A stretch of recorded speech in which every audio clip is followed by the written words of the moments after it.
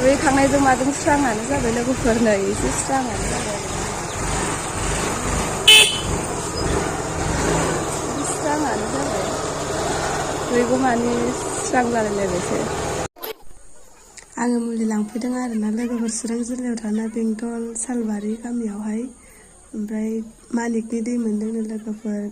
बेखौ लोंबा गासै बेमारानो हामजोबो जाहैदों बेनि थाखायनो जोंबो लायनो थांनो नागिरदों आरो लोगोफोर नै जों फैबाय दायो सौफैबाय मानसिया जोबोद बिहिर आरोना लोगोफोर गावजों गाव नारथाबलायनाय आरो जोबोद गरमबोमोन बोथोरा ओमफ्रायो दायो जोङो लाइनाव थागासिनो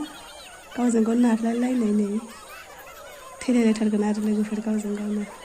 नायलांदो नोंथांमोना माबायदि मानसि जायो नै माने बयहाबो बेमार दं नालाय ओंखायनो गावबा गावनि बेमारखौ फाहामनो थाखाय लांफैनाय जादों आरो लोगोफोर नोंथांमोना नायलांदो नै न'आ बैनो आरो लोगोफोर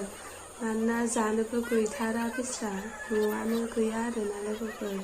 बेनि थाखायनो भगबानफ्रा एसे अनहरबाय खोमा आंनि भिडिअ'आ एसेनोसै लोगोफोर नोंथांमोनाबो सोरबा लांफैनो गोसो दंबा लांफैनो हागोन थेंक्स फर वाचिं बाय बाय